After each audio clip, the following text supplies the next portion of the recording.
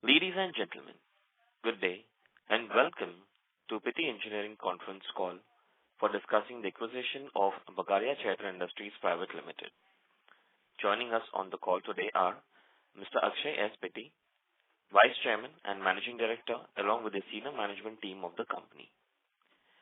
Before we begin, I would like to mention that some of the statements made in today's call may be forward-looking in nature and may involve risks and uncertainties. For a list of such considerations, please refer to the earnings presentation. As a reminder, all participant lines will be in the listen-only mode, and there will be an opportunity for you to ask questions after the presentation concludes. Should you need assistance during this conference call, please signal an operator by pressing star then zero on your touchtone phone. Please note that this conference is being recorded. I now hand the conference over to Mr. Akshay Pitti. Thank you, and over to you, sir. Good evening and a warm welcome to everyone on the call. Before we move to the Q&A session, I'll walk you through the acquisition, touch upon the highlights of the entity being acquired, and the synergies it will bring to the consolidated business. Pitti Engineering signed the definitive agreement to acquire 100% of the equity share capital of Bagadia Chaitra Industries Private Limited on 11th March. A historic day for our industry, as this is the first such M&A in the lamination space. The entity's enterprise value was rupees 124.92 crores as of 31st March 2023. The consideration payable on the closing date shall be the enterprise value adjusted for net debt and net working capital changes from the agreed baseline of 31st March 23. Further, the purchaser shall compensate for the capital expenditure and receivable at the time of closing. The entity operates out of Tumkur district, Karnataka, where it set up a lean and modern manufacturing facility in 2019. The facility's installed capacity is 18,000 tons per annum. The acquired entity applies its products to various end-user industries, including alternator, motor, and pump. Majority of its sales are in the smaller size laminations and assemblies. It achieved a turnover of rupees 264 crores, earned an EBITDA of rupees 14.11 crores and a PAT of 6.19 crores for the year 23. As you know, we are in the process of reorganizing Pitti Engineering's manufacturing capacity, concentrating all of our 72,000 ton motor and generator components business capacity in Aurangabad. Furthermore, with the impending merger of Pitti Castings, Hyderabad will become the vertically integrated center for all our machine components business. This acquisition will give us a strategically important manufacturing base in Bangalore, one of the largest consumption centers of motor and generator components in South India. Further, its proximity to Coimbatore, Chennai and Hubli will result in lower logistical cost and improved customer serviceability in the region. The entity is estimated to end with sales of 14,000 tons for FY24. As part of our realigning of productions, we will move approximately 4,000 tons of annual production from Bangalore to Aurangabad and about 6,000 tons from Aurangabad to Bangalore. This will help significantly lower logistical cost on a consolidated basis. Typically, in the lamination industry, material costs are about 80% of total costs. Any savings here have outsized positive impact on the margins. As you're aware, Pitti Engineering predominantly manufactures large size lamination. The addition of smaller size products from this acquisition will enable better raw material utilization on a consolidated basis. As this concludes our brief on the acquisition and the synergies it brings, we will now move to the Q&A session. Thank you. Thank you very much. We will now begin the question and answer session. Anyone who wishes to ask a question may press star and one on their touchtone telephone. If you wish to remove yourself from the question queue, you may press star and two. Participants are requested to use handsets while asking a question. Ladies and gentlemen, we will wait for a moment while the question queue assembles. Participants, you may press star and one to ask the question.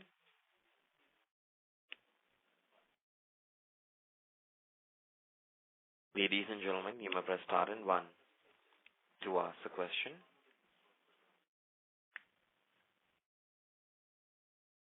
The first question is from the line of Piyush Jain, individual investor. Please go ahead.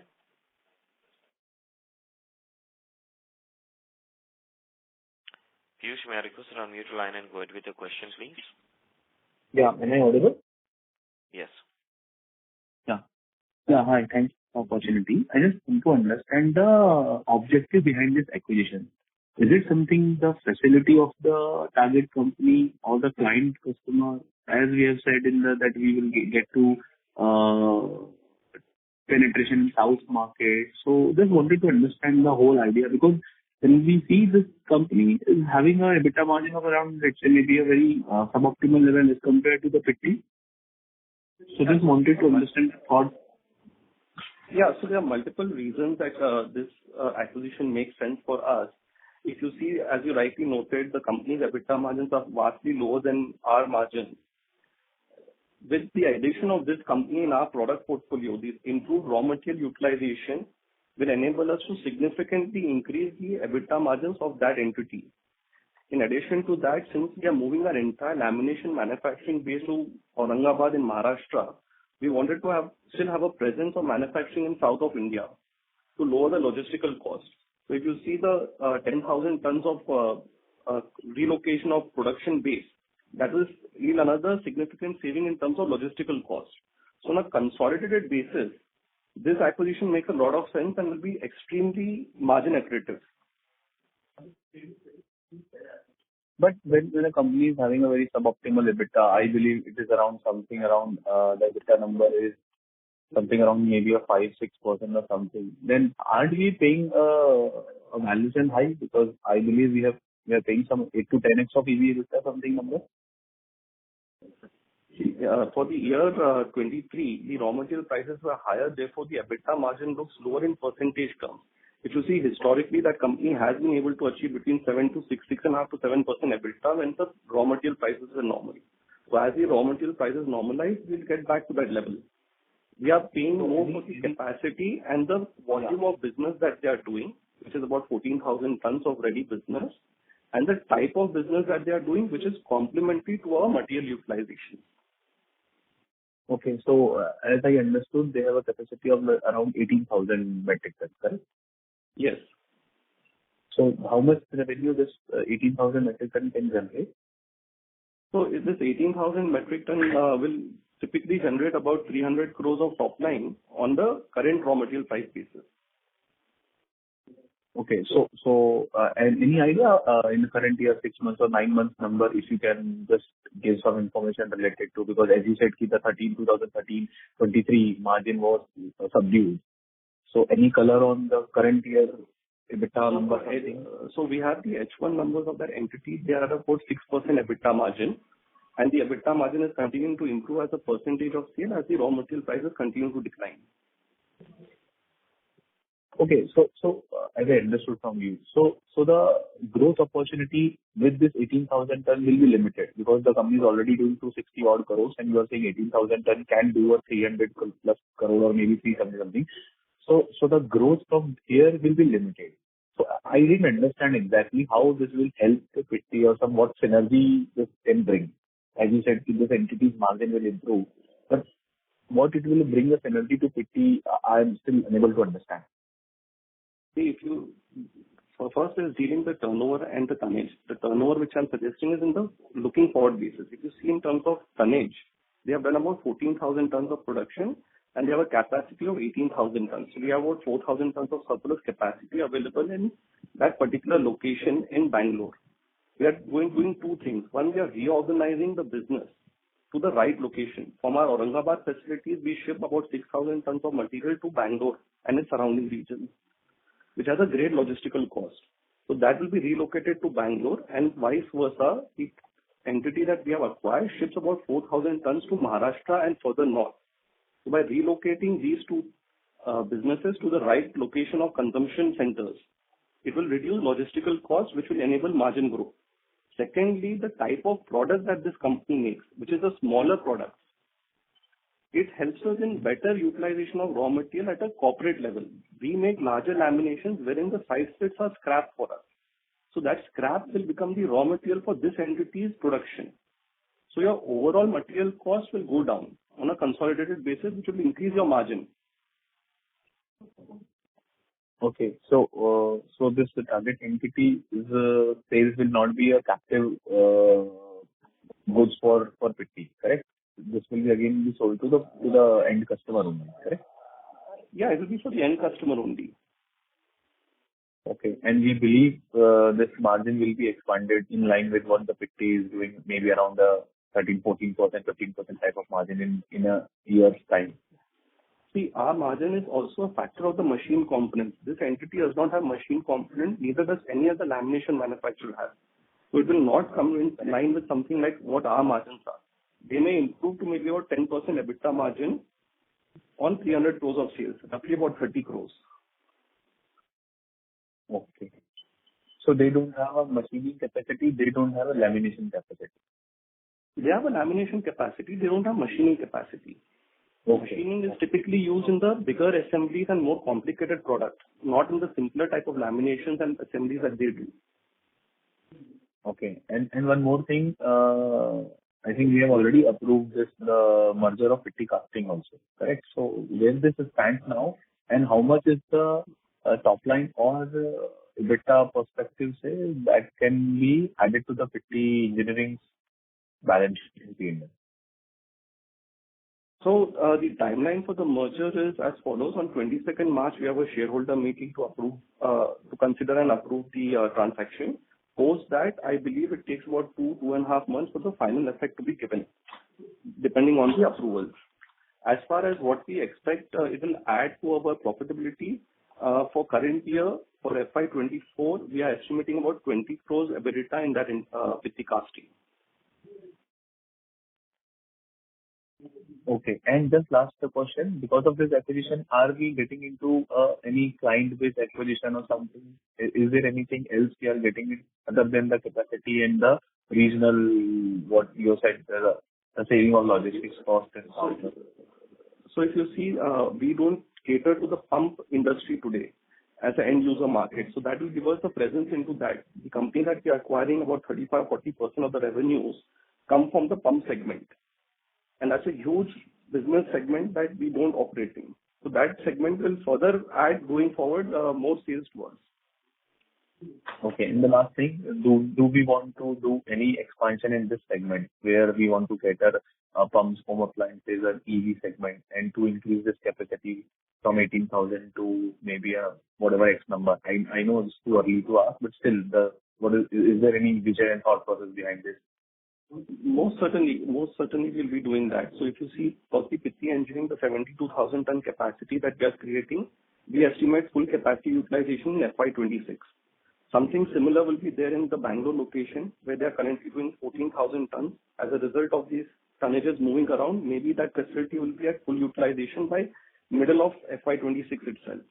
So around that time, we should be looking at expanding into a new facility, a large facility in Bangalore, and think about something like a 35,000 ton capacity in Bangalore. Okay. With a focus on the lower product segments such as pump and home appliances, which are very, very strong consumption centers in Coimbatore and in Bangalore port. Okay. And what is the thought process on this debt? Because our debt is increasing and we are still in the capex mode, research, which also we are doing, and I think 40 crore we are infusing. And further, with I think this is the EV of 120 odd crores, there would be some debt which also coming to our Pitti. So what is expecting our peak debt for 2024 or 25, and then what is our plan to reduce the debt to reduce the interest cost? So if you see with this acquisition, we are going with debt to fund this acquisition. Our peak debt will be about 460 crores as a result of this acquisition. After that, we are not having any additional capex plans till middle of FY26. So the cash accrual in this period should be, in my view, sufficient to ensure that we are nearly debt-free in that same time period. Debt-free by? By 26. So are you saying 450 odd crore debt we will reduce in 2 years' time? I don't think so. We have that much of cash Almost happening. Almost, it will be. If you see from Pitti Casting merger itself, like I said, they are doing about 20 crores EBITDA. That company has no debt in its books and therefore no interest cost. Similarly, the entity that we are acquiring now, this Karnataka company, we are estimating the EBITDA to go to about 30 crores. And organically, the growth that we are seeing in our business, we should be generating about 200 crores of cash flow annually. So in the 2 years' time, we should be nearly debt-free. Okay. So then just last one thing. Do we have any pending CapEx in current year or maybe FY25 or something which is ongoing, or we are about to spend some CapEx? So for FY25, I think about 40-45 crores of CapEx would be there. And that kind of CapEx would be ongoing on a regular basis. Those are small incremental CapExes. They are not large projects that we are taking on. Okay. To sum up on the debt and debt-free status, are you saying the 40, 45, 50 crore CapEx would be there in the next 2 years? I assume by FY26 also there will not be much CapEx, debt-laden CapEx. Yeah? And with the... Hello? Yeah, your audio is not very clear. I'm sorry, I can't hear you. Yeah. I'll repeat again. What I understood from you, by FY26, there is hardly much debt-laden CapEx is there. And with this acquisition also, we will be peaking out as our debt of 450 to 500 crore, which we expect the synergy with Pitti Casting merger, with this acquisition cash flow coming and with Pitti Engineering, whatever generating, maybe 2 years timeline, we will be able to get debt free or maybe a type of 100 crore type of debt number. Is that understanding Correct. what I understood from you is correct? Absolutely correct. Perfect. Thank you. Thank you so much for detailed reply. Thank you so much. Thank you. Next question is from the line of Ravindranath Nayak from Sunidhi Securities. Please go ahead. Hello. Thank you for the opportunity, sir. Actually, can you please tell me what is the volume number for FY22 and FY23 for this company that we are acquiring? So FY22 was about 12,000 tons. And FY21, I don't have the volume numbers. 23, I am talking of 23. 23 was 12,000 tons. Okay. So that means, the EBITDA per ton is around 11,758 rupees. So you said about this, this year, you will be finishing this year with 30 crores of EBITDA. If I listen correctly. Not this year. After the acquisition is completed and we get the synergy benefits of raw material utilization between our existing products and that company's products, we estimate the EBITDA to move to about 30 crores. There's two savings. There's one on the logistical cost and the second on the better utilization of raw materials. Okay. So last year they did around 1,400 crores of EBITDA. And you are expecting at least 15 crores or 1,500 crores or 1,600 crores of EBITDA, then rest would be the savings. Sorry, I can't hear you and you're not clear. I'm saying that this year you said about the volume would be around 14,400 tons for this year. And if I say around, there is some increase in the EBITDA per ton, it is around 1,500 to 1,600 crores, 16 crores, then the rest would be savings. Correct. So that means... So let me rephrase. They will do about 16,000 tons next year from their end user segments. That should yield them about 16-17 crores EBITDA. And the remaining 12-13 crores will come from the synergy benefits. Okay. And lastly, can you please tell me what is the industry bifurcation of revenue, particularly if you mentioned about the pump industry, and what are the other industry? It is largely consumer durables or any other industry also? No, so see, 30 to 40% is coming from pump industry. About 40% is coming from alternators, and the remaining 20% is coming from general home appliances, those kind of stuff. Okay. Whether we're planning any further capital expenditure in this business or... So we will review that. Like I said, we'll review that in FY26. So far, with the expansion in Pitti Engineering in Aurangabad and this acquisition, and the reorganizing that we have to do between Bangalore and Hyderabad facilities, we think we have enough capacity to see us till FY26. for FY27 targets, which we'll start working next year, we may look at CapEx in FY26 if required. Okay. So we are not going to do any QIP for this acquisition, right? Right now, I cannot comment on anything like that. This acquisition primarily today is being funded by debt. Okay. So there is no... On any fundraising, I'm not allowed to comment. Okay. Thank you. Thank you. Next question is from the line of Akash Singhania from Art Ventures. Please go ahead.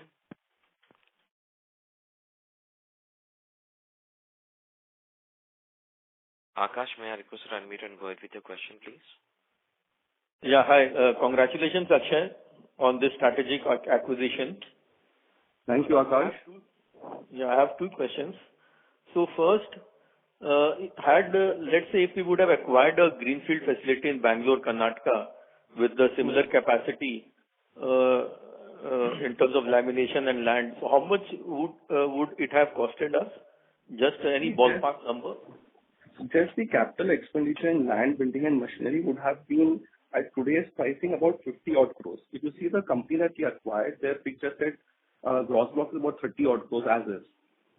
Okay. And if you adjust it for inflation, to set up such a facility today would cost about 50 crores. Okay.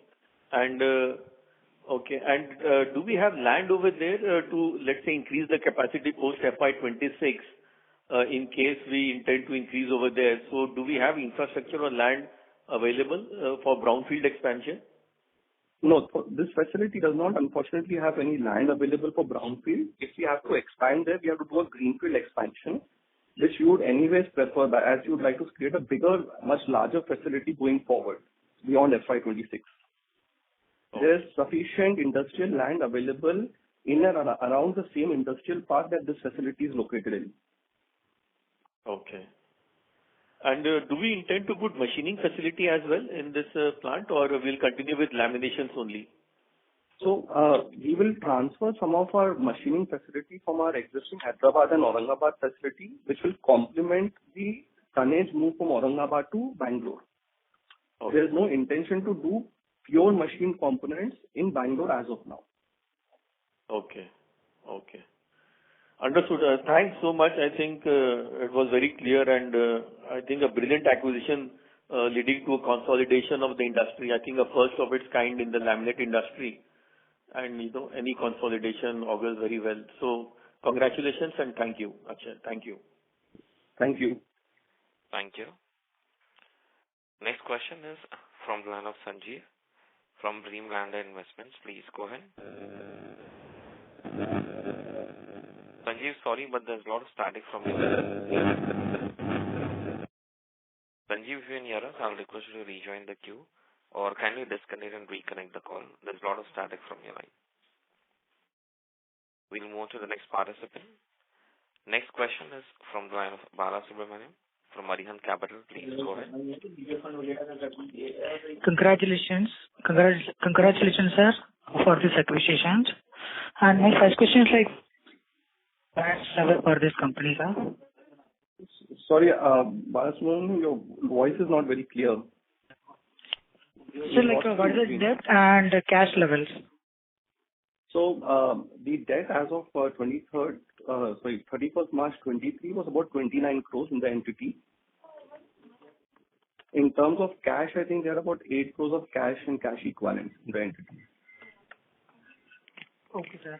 So, you talked about 12 to 13 crores comes from synergy benefits. So, what kind of synergies we have in terms of raw material and others? So, it's basically from the utilization of the coil. If you see the raw material, it comes in a form of 1200 millimeters with standard coil. We make the larger lamination, wherein if you're making any lamination more than 800, you cannot typically use the remaining 5 stick for anything equivalent to 800, obviously.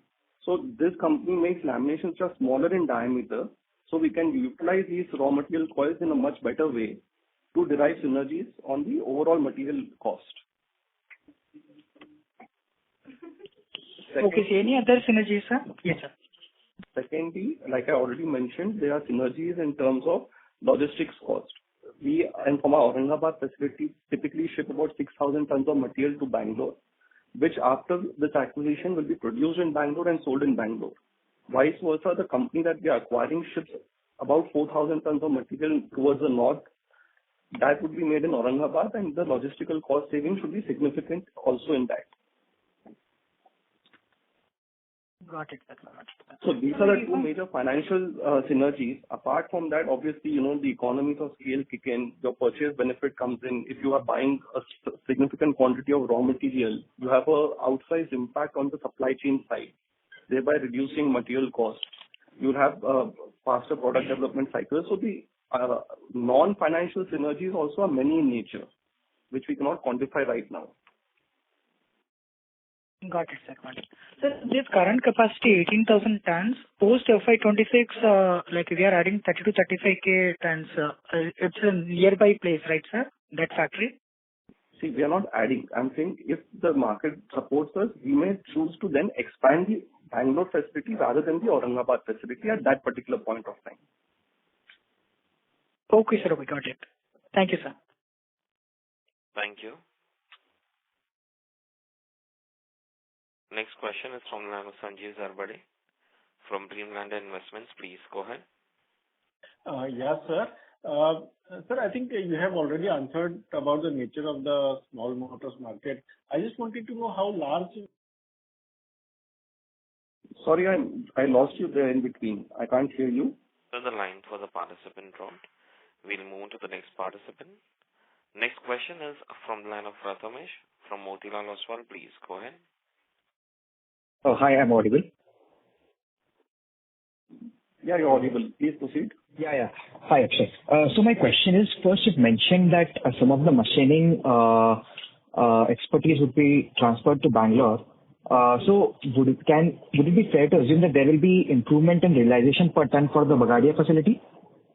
So see, we will be moving our business to the Bagadia facility and Bagadia's business to our facility. At the end of the day, this will be a WOS. So the right way to look at it as a consolidated basis, what is the margin?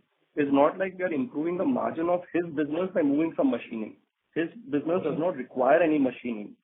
We are moving those products which is being manufactured in Aurangabad, which requires certain amount of machining, to Bangalore for better cost optimization on transportation.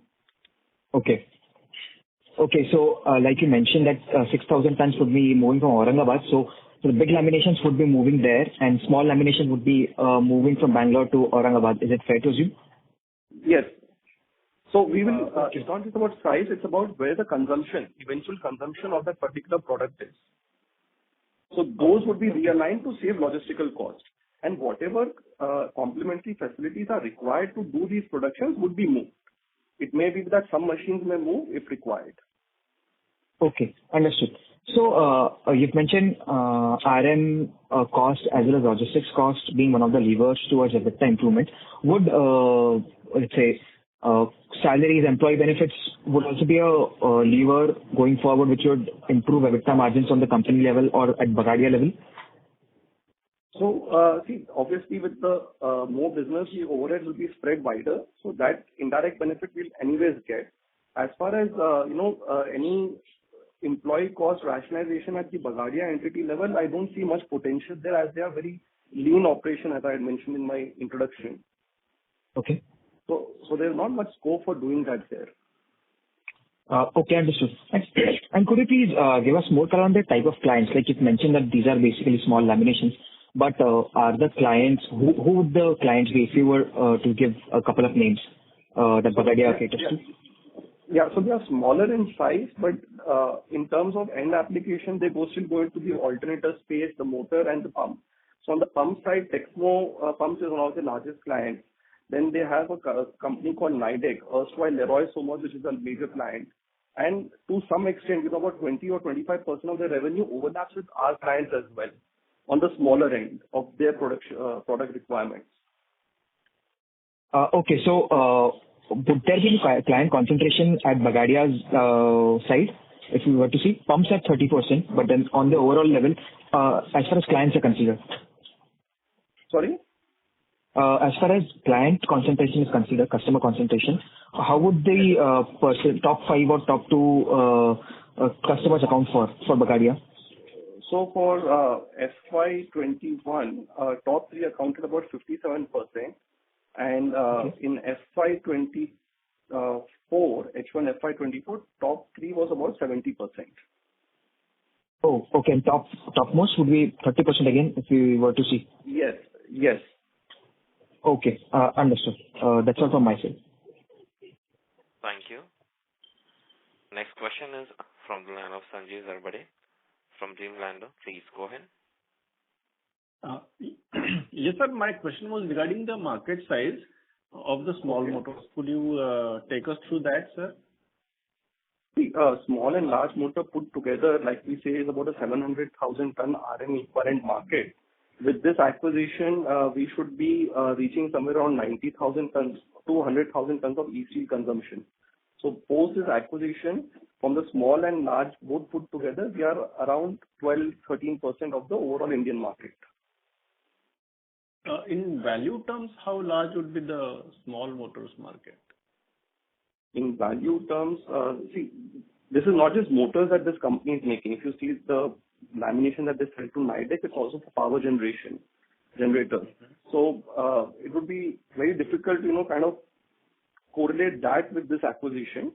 As far as the small motors market is concerned, apart from the appliance and pump, I believe, based on whatever we understand from our customers, this is about a 5,000 to 6,000 crore market. There's a small one. Other than pumps, alternators, and home appliances. Okay, great. And sir, is it possible for any outsourcing opportunities from, let's say, the established small pumps makers, where we can, deliver small motors for their pumps? Any such opportunities or scope for such opportunities there? I think it is too premature for me to individually comment on this, as we have just gotten into this acquisition. Once we get more interaction happening with the end customers and understanding their requirements, I'll be in a better position to comment on that. Okay, sir. Thank you. Thank you. Next question is from the line of Khushbu Gandhi from Share India Securities. Please go ahead. Yeah, so one question from my end. How do we see ourselves in the next 2 to 3 years in the lamination capacity? Because right now we are extending 72,000 plus this 18,000. So any more expansion are we looking in this? So till FY26, which is the next 2 years, we are not planning any additional capacity. We first need to start utilizing this capacity to its most optimum utilization. For FY27, we will take a call next year how the market is rolling out and then look at investment requirements. Okay. And so in the lamination for the new acquisition where we have done, is this fully automated like what we have done in the Aurangabad facility, or this is semi-automated? So I would say that 70% of their production comes from highly automated processes because they are smaller lamination. Little bit of the mid and large size lamination that this facility does do comes from manual operation.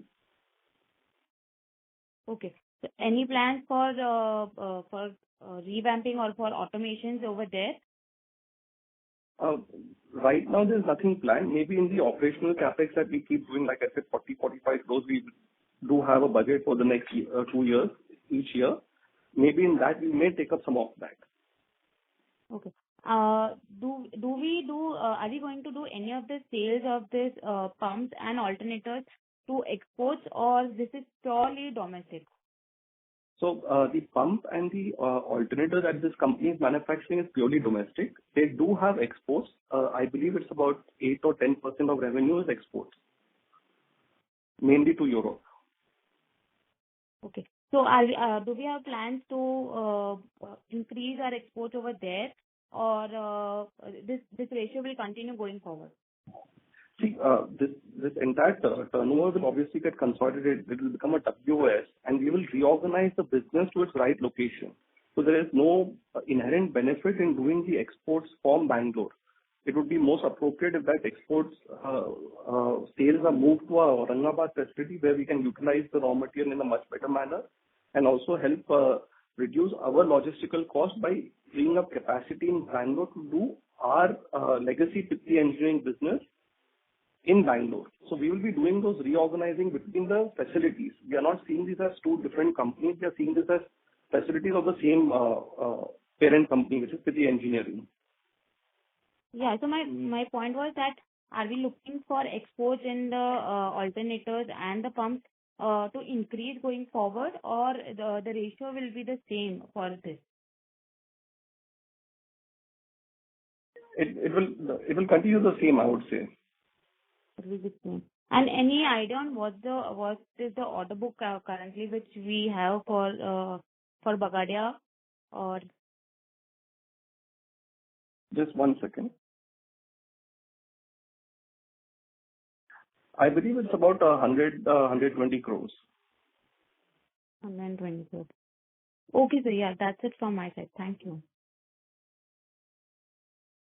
Thank you. Next question is from the line of Akash Jain from Money Curves Investments. Please go ahead. Yeah. Hi, Akshay. Thank you for patiently answering so many questions from investors. I think I just heard a small clipping on a news channel that you had given, where you had broadly guided that FY26 at 70% utilization for all three combined companies. You are expecting a 1,700 crore revenue and around 17% EBITDA margin. So one is, broadly, does that number sound right? Also, I want to understand for FY26, not really a guidance, but if you achieve full capacity utilization across the three companies, what kind of revenues and margins are you expecting for FY26? Very broad guidance. That was part one of the question. Part two of the question was also, sorry, you can continue. Yeah, so if I have to break it up so that you can better understand what we are trying to say, if you see the 1,700 crore top line, that's a factor of the current sales price per ton of Pitti Engineering multiplied by the guided sales tonnage for FY25. We are adding the turnover which will accrue from the acquisition as well as the merger of Pitti Casting. In terms of margin profile, if you would see, we have guided to about 48,000 EBITDA per ton in Pitti Engineering. So that into the tonnage plus the EBITDA that will accrue with the synergy benefits from Bagadia takes us to about 17% on a consol basis EBITDA for FY25. Yes. Now, if you just extrapolate these numbers forward, Yeah. if you just extrapolate these numbers forward for FY26, and again, this is a very basic and rough guidance, if I am call it that, would be that, Bagadia business would kind of saturate at the 30 crore EBITDA post synergy basis. And obviously the machine components is growing in Pitti Engineering, and the tonnage in Pitti Engineering will expand to about 56,000 tons, which would be around the peak utilization of our capacity in Aurangabad. And at that point of time, we'll be looking at about 50,000 EBITDA per ton in Pitti Engineering. So on a consolidated basis of all three businesses, we should be looking at about 350 to 360 crores EBITDA. That's about 35 crores of the incentive income from Maharashtra state government. Okay. And just one quick refresh question, Akshay.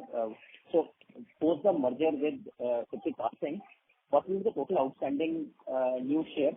Because some dilution will happen for the Pitti Engineering shareholders. So just a refresh for us.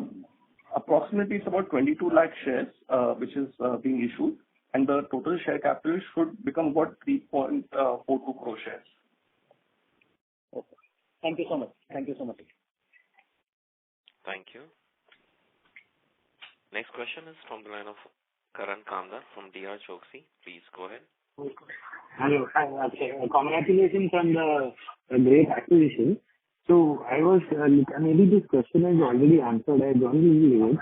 So the EBITDA margin in the press release is about 5%, if I'm right, for the Bagadia entity.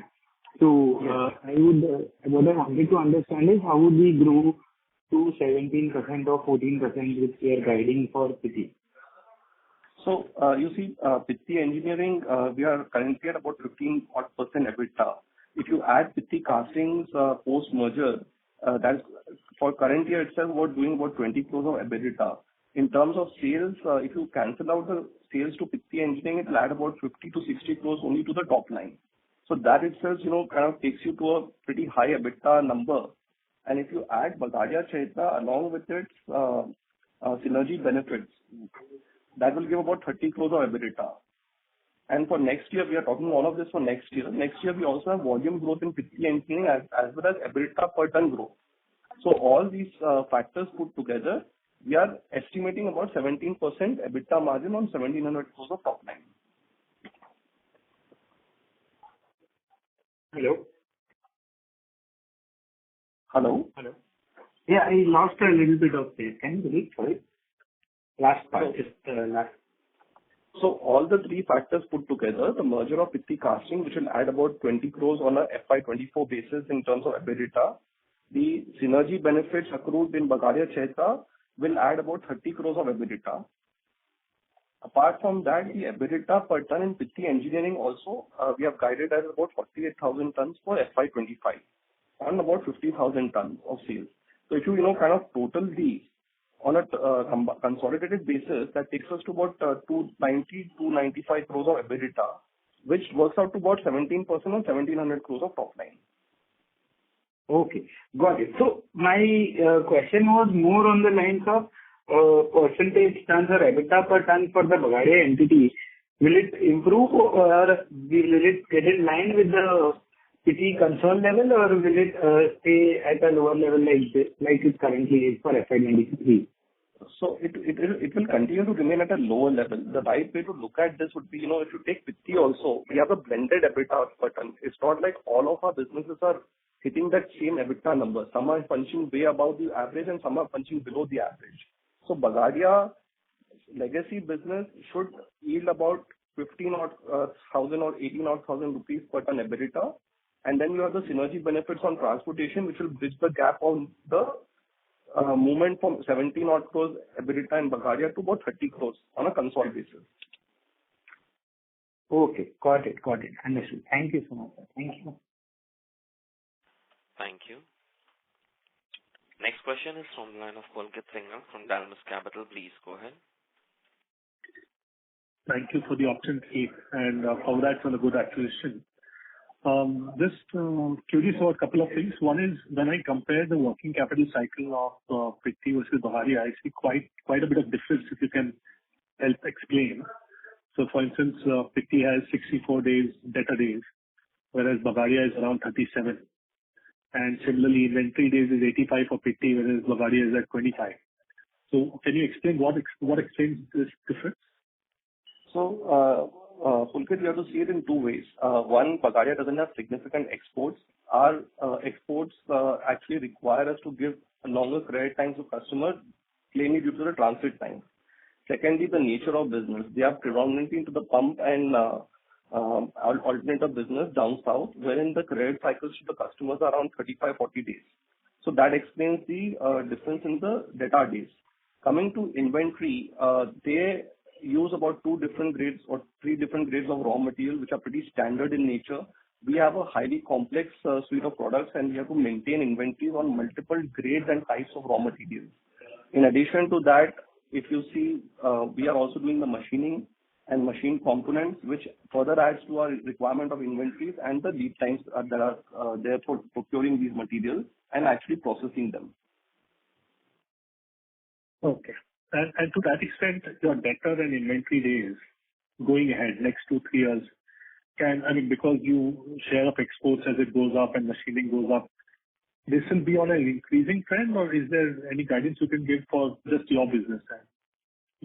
On the export side, if the ratio of export is to domestic alters dramatically in favor of exports, then it will mean a deterioration on debtor days. But if the exports go up and the domestic business in Pitti Engineering goes up more than the export, in fact, you will see a reduction in the debtor days. As far as the inventory is concerned, with this acquisition, we estimate that we'll be able to, in fact, reduce our consolidated inventory days. Like I mentioned, one of the key factors on this acquisition is the better utilization of material. That's not only in terms of the utilization of the split raw material, but also in the utilization of the inventory that Pitti carries. Because today I have to, kind of store those 5 strips to be used for my smaller laminations, which are few when compared to my large. With this acquisition, we'll be able to flow that material through to this entity for immediate consumption. Okay. So what is the consolidated inventory days you expect to happen for 1,700 crores of sales that you're kind of thinking about? It's too early to give you a definitive answer, but it will be net positive only for us. Okay. In terms of the sourcing benefits, there are two aspects to it. One is that you are able to utilize the sheets better because of using the smaller lamination. But I'm also trying to understand the scale benefits, which is there. So as you're able to add, say, if you're able to source larger number of lamination of electrical steel, how much is that benefit that you get? Because you could have organically also grown at a certain rate of adding 8 to 10,000 tons. So do we have much of benefit on sourcing as you continue growing or adding 8 to 10,000 tons, or that's just a minuscule amount in decimals? See, our raw material pricing when compared to our peers and competitors is slightly better, and that will not further improve as a result of the acquisition, but most certainly our better price will be applied to any entity that we own. Therefore, we should be directly able to positively impact the earnings of the entity acquired.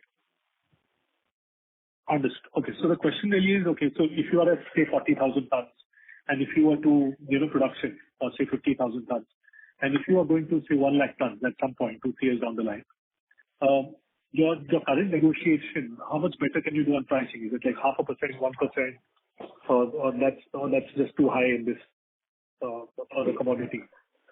See, I think based on where we already are, maybe 0.5% or so would be a fair assumption. It would be par for the course, but anything beyond that would be not possible, given where we already are in terms of raw material price.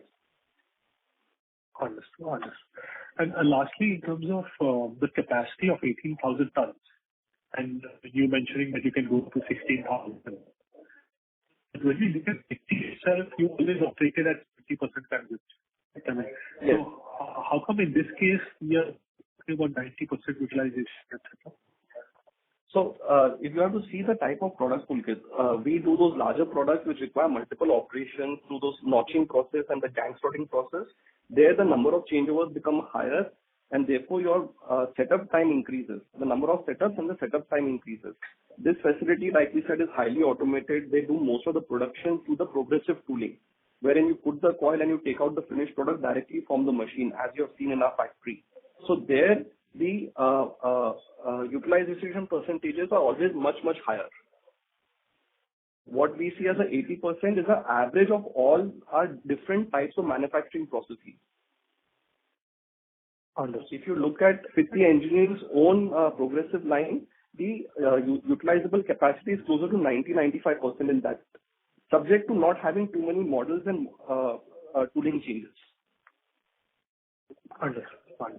And this acquisition is allowing you entry into the lower end segment, smaller segment, and I understand you're consolidating the industry as well. But if I just ask you 3-4 years out, are there any plans to get into higher technology segments, for instance, or looking in that direction of the value chain, whether it be in terms of new products or where the kind of work involves more R&D and technology? Is that something which you have as part of the plan? So right now, Pulkit, once we finish this, if you have to look at the other end of the spectrum, it would be to kind of give a wound stator and ready-to-use rotors to our clients, and that is something which we are actively working on. But we are cognizant of the fact that we don't want to load ourselves with too much debt. I think this acquisition, is where I'm max comfortable. I would not want to go beyond this. But once we kind of ease out our net debt position, over the next couple of quarters, we will look at those initiatives. Understood. Great. Thank you and all the best. Thanks, Pulkit. Thank you. Next question is from the line of Prathamesh from Motilal Oswal. Please go ahead. Hi, I'm audible. Yes. Hi. Actually, so my question was, you've mentioned earlier that the acquisition has been funded with debt, right? Yes. So, as of September 23, September latest balance sheet which is available with us, we had cash sitting on our books of 114 crores. Why didn't we utilize some of that cash? Or maybe to pay existing debt or maybe to fund this acquisition?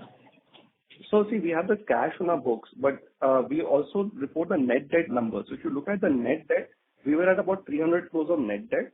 We had some capex that is still needed to be completed in the current quarter, plus the current quarter's earnings, and then the outflow that we make for this acquisition. So our net debt will balloon to 450. After the acquisition also, we should be sitting at about 100 crores of cash available, but the net debt would have ballooned to 450. And that's a number where I would like to kind of pause. I would not want to go beyond that number. Okay. So post the acquisition completes, the focus would be on deleveraging the business, right? As you mentioned. Correct. To reduce our net debt. Reduce the net debt. And so you had mentioned by FY26 we would be net debt zero or debt zero? Net debt zero. I mean, effectively it's the same thing. You would have equivalent cash lying. Whatever debt you would have equivalent cash lying. Okay. Okay, understood. And any would the Bagadia acquisition help us with entry into electrical vehicles, two-wheelers, or other moped that we see around in the market? I don't think that would additionally help us. Having a location in Bangalore may enable us to cater to those industries in the southern market. As it is, we have a strong brand reputation in the country for laminations, and we are working with, as you know, many two-wheelers and four-wheeler companies on product development right now. Okay. So, if an opportunity presents itself for the southern Indian market, we can use that facility to better service those locations. That's about it. Okay, understood. So, like you mentioned, the laminations capacity for, let's say, the smaller components, is there any number in mind for Pitti's existing businesses? What would be the domestic requirement for laminations across India and, let's say, 3 years down the line? I didn't understand your question. I'm sorry. You mentioned in the call, right, 7 lakh tons per annum is required for smaller components, laminations for smaller components? It's not smaller. It is all components other than automotive, including motors, generators, pumps, railways. The whole industry size is about 700,000 tons other than automotive. Okay. Okay, understood. And how is it growing? How do you see it growing next 3 or 5 years? So, each end user segment grows at a different rate, but at an overall level, we are looking at the industry growing at about 10 to 15% CAGR. Volume CAGR, right? Yes, volume CAGR. Okay, understood. And how much would auto would be there? How much auto would account for? See, we have recently gotten into this whole automotive side of the business due to the push in EV. I don't have definitive data that I can today share with you. We are still trying to understand these numbers. Okay, understood. That's all from my side. Yeah. Thank you. Next question is from the line of Ramchandran. Individual investor, please go ahead. Hey, hi. Thank you so much. I hope you're able to hear me. And Akshay, congratulations. I think that's a fantastic acquisition and a bold move. Thank you so much. My question actually to you is, when you consolidate the engineering, the casting business, and also now this recent acquisition, what do you expect the overall turnover to be by, let's say, financial year 25? So for FY25, we are estimating about 1,700 crores of top line. And if I heard you correctly earlier, you said the EBITDA margin is expected to be at around 17%. Is that correct? Yes, that's correct. Okay. All right. And also, you also said that you're reorganizing your business between Aurangabad and the one in Bangalore, where I think from 4,000 tons, you're trying to move to Aurangabad and 6,000 to Bangalore.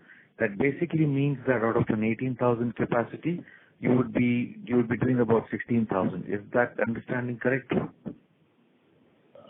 Yes. It is yes and no both, because see, there will be certain equipment that we'll also have to move from Aurangabad to Bangalore to service that.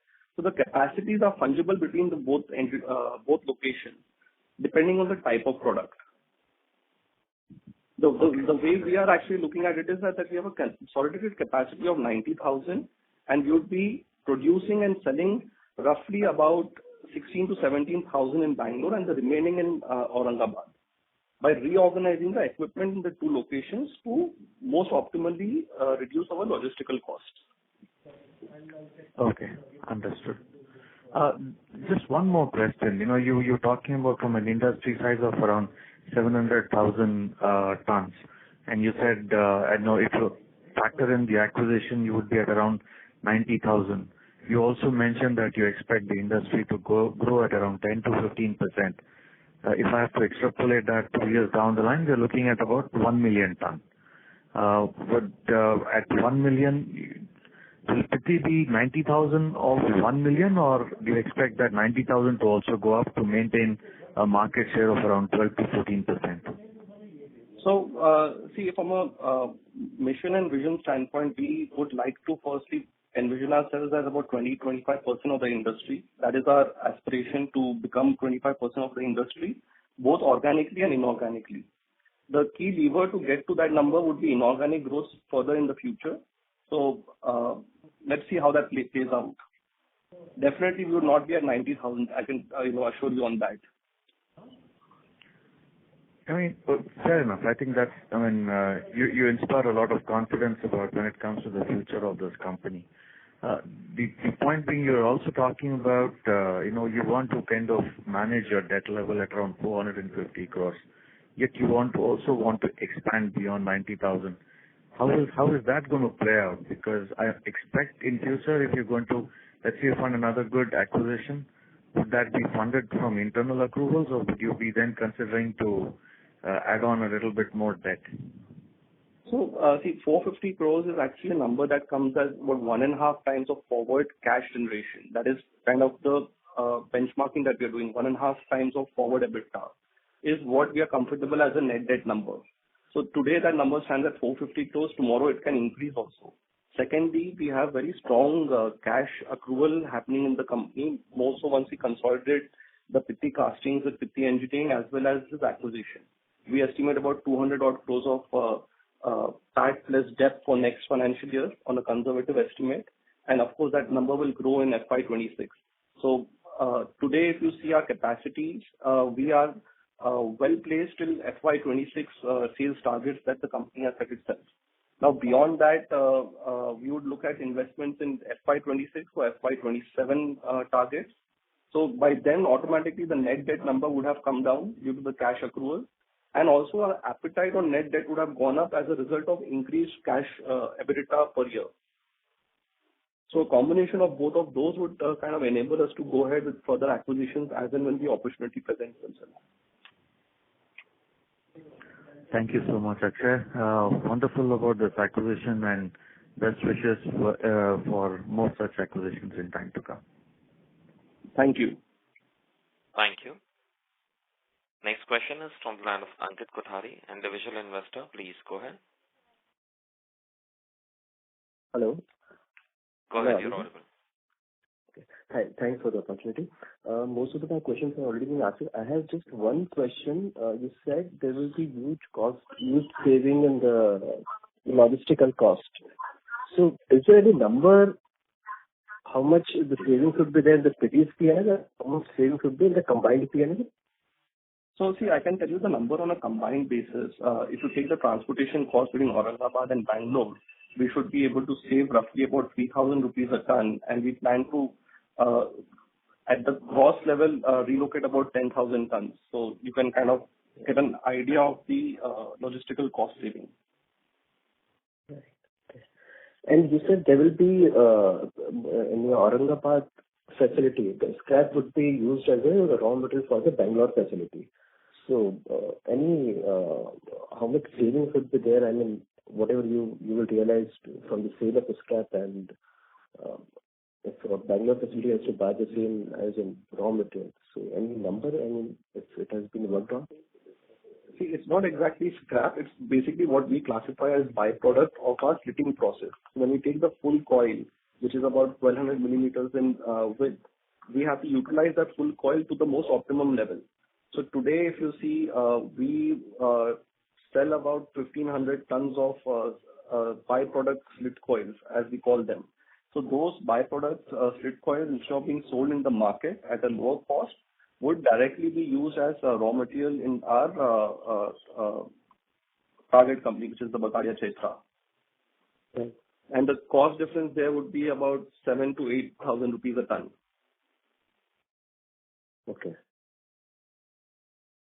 So that around gets you about 10 odd crores worth of money. So if you see 3 crores from the logistical and 10 odd crores from this, added to his 17 crores of EBITDA is basically the ballpark 30 crores that we had kind of guided to. Okay, that would be in the combined P&L of the both entities. Yes. So the benefit would obviously incur once you consolidate both the entities. So we are not looking at these as two different companies, right? This is going to become a wholly owned subsidiary. So at the end of the day, all the benefits are on a consol basis. Some benefit will accrue on that legal entity's P&L, some would incur on our P&L. And see, eventually our view would be again subject to board approvals and members' approvals, consolidate that company into the list co. You would not want to have multiple legal entities operating. It is much cleaner to have one single corporate structure. Got it. Okay, got it. I got my answer. Thank you very much. I would now like to thank on behalf of Pitti Engineering Limited for joining the call. For any further information or visiting the plant, please be in touch with Mr. Raman Naidu from Intellect IR on 9920209623. On behalf of Pitti Engineering Limited, that concludes this conference. Thank you for joining us, and you may now disconnect your lines. Thank you.